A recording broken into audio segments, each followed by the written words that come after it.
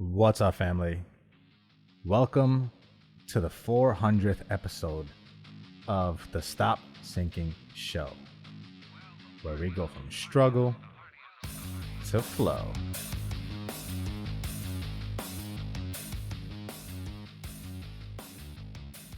Two episodes a week for 200 weeks, almost 4 years of this podcast. I guess episode 408 would be exactly 4 years. Maybe I'll mention something again in 8 episodes from now. But who doesn't like round numbers? 400 episodes seems appropriate to celebrate and stop and reflect. I obviously can't do a list of 400 of something because that would be crazy. So I thought today, let me think about a list of 4 lies we tell ourselves that are large enough umbrellas with multiple nested stories inside of them that we can explore later in future episodes. Why lies? Well, number one, because I'm obsessed with truths. They have a real power to orient you in the right direction. But more than anything, I wanted to explore these lies because I want us to see how lies bend reality and leave us in a delusional and often disenfranchised and disadvantaged state. And the most horrendous aspect of these believed lies is that it is us who is doing the believing and the acting out of them, and then creating the subsequent realities that they lead to. And so we are largely accountable for the delusion we end up living and creating our life from. The first lie that we tell ourselves is that I have time to figure it out. This is one of those pervasive lies that plague most of humanity.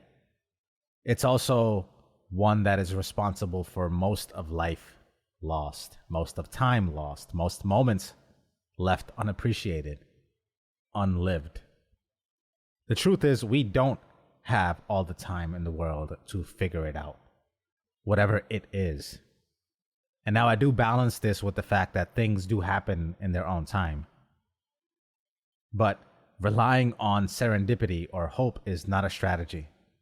Everything comes to he who hustles while he waits. Not just waits.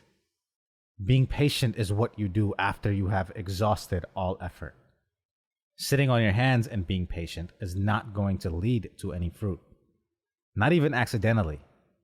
And for everything that you have planned to do, plan to accomplish, and hope to reach by a certain point in your life, right now is as good a time as any to get committed, get started on it, and get it growing to what you imagine it to be.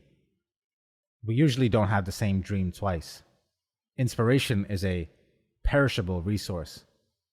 What you can act on today will not have the same force of action tomorrow. Something else will, but you will have foregone where the last one would have led. And you do that enough times and you leave yourself with very little life left to do any of those things that you thought you had the time to do. No pressure. But there is a thing called a clock. And even if you completely oppose the social construct that is clocks, your life is measured by some unit of time. And it is finite. And all the people who depend on you, theirs is finite too. And so you can lie to yourself all you want. Live in the delusion that when it is your time, it will happen. But unless you are really working to make it happen, you are not opted out from the harsh reality that time will deal you. And when you awaken from this delusion, having not delivered on what you expected by certain timelines and milestones, you will have no one else to blame but yourself. You will be unhappy, depressed, resentful, and bitter. But hey, don't take my word for it. Keep wasting time and find out for yourself. Everything you ever wanted. Time is not the factor by which it will enable the happening of those wants. There is no prize inherently waiting inside time for you. There is no epiphany, no revelation that time provides. Everything you want is just one decision away, not a time frame away, one that you can make right now at this time. Literally, just start with one decision and the followed up actions and other decisions that come along the way. And before you know it, you actually moved at the pace, or maybe even faster than the passing of time. And the life you wanted inches its way closer to your inhabited reality. Lie number 2 that sort of relates to the first one, but I think deserves its own mention. The lie is that I will find my purpose. And as someone who has told himself this delusion many times and has wasted much of his life in this false belief that I will find my purpose, only recently that I have realized the simple fact that everyone has probably told you 100 times. Purpose isn't something you find. There are no such coordinates. You don't land on its exact longitude and latitudes. There is no purpose out there to be found. Purpose is built. It doesn't even look like purpose at first. It looks like the seed of curiosity, the seed of excitement. And it is in the following the trail of that excitement where purpose is often constructed. Every step you take in the direction of the thing that sparks your curiosity, that fosters your enthusiasm, that hopefully also contributes back to the people around you, that's where purpose grows. The thinking that you will find your purpose is a passive one. It puts life in a holding pattern. You essentially go into waiting to live mode, and you are unclear on what you are even waiting for. So imagine how you show up to life while in waiting to live mode. You are definitely not fully engaged. You might even get more increasingly frustrated with everything that you are currently involved in doing. It's like the reason they advise most people to not be in long-term relationships or live with someone without getting married, which I've done, of course, and learned firsthand because, I like to make all the mistakes. Because it's literally like saying, you're good enough for now until someone else shows up. You're essentially 1 foot in and 1 foot out of your life the entire time. Not fully here, not fully there, not fully engaged, not fully disengaged. You don't even know where there is. You haven't figured that out. That's the problem with thinking that there is some outside purpose. It robs you of your agency to be intentional about your life. You only figure out your purpose by exercising that agency. You ready, fire, aim. The ready and the firing means you've already taken massive action. And in the aiming, the refining, the tweaking, the adjusting, that's where purpose is clarified. The third large umbrella lie that we tell ourselves is, I'll just do it this way, this one time. And this one is a sneaky one, because you don't realize how quickly your adjusted standard of one time infiltrates your entire being. I have a hard and fast rule about this. I won't do anything that I cannot do forever. And that means if I do something that I don't like the result of, or that makes me compromise on my standards, that even that one time is unacceptable, unless I plan on compromising on my standards all the time. And then why have standards at all? What we don't get away with is the fact that how you do anything is how you do everything.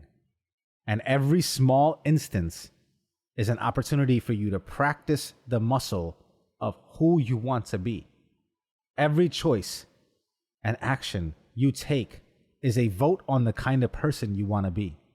And you don't get away with even a single action that opposes the direction you want to end up in. Every time you go against the thing you are supposed to do, even that one time, is an opportunity lost to practice and build the muscle of the person who doesn't compromise on his standards. And what you think is just one exception will proliferate into every part of your being. Every time you just go along with something because you couldn't work up the courage or find the words to say no, every time you fail at standing up for yourself, each time you let yourself opt in for the easy way out, you corrupt your entire reputation with yourself. And in the worst of moments, when the resilience of your self-belief is required, it will come up hollow, with holes in it, from all the times you let yourself get away with the compromising on yourself. There is no one time. Don't be a willing participant to your own deceit, to your own deception. Forgive yourself for your transgressions, yes, for the past ones, and commit from today to no compromises. One time becomes many times. And the fourth and last lie that I have uncovered in the past 4 years is everything will be okay if I can just control it.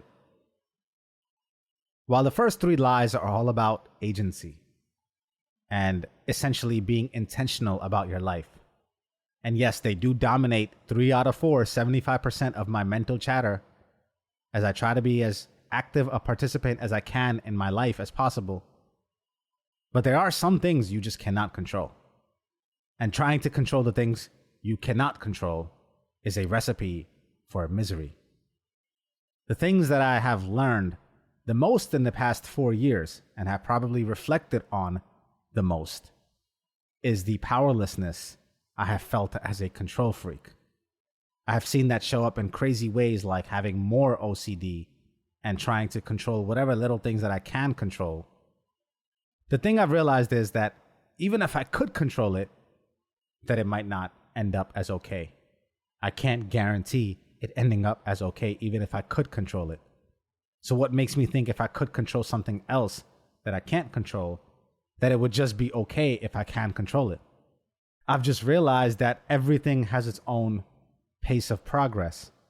And some things just don't happen on your watch. They happen as they may. And you cannot do anything about that, no matter how much you try to do. At a certain point, you have to start exercising your surrender muscle, at least 25% of the time, and bow to the magnitude of the celestial dance that we are all a part of, the drama that is constantly unfolding that we just play our little part in. So much of it is just out of our control. So much we cannot do anything about, no matter how much intentionality and brazen action that we bring to it. Some things are just not influenceable. And even if you try to influence them without accepting your limits, you will lose valuable energy that could be spent controlling the controllables that you can control. Between illness, loss, and feeling stuck, it's better to remember that what's not in your control is God's business for a reason. Worry about your job and let Him do His. 4 years, 4 lies. I hope every year presents me with an escape from the delusion that I once held. The older I get, the more I've seen the difference makers be the things that I let go of more than the things that I pick up.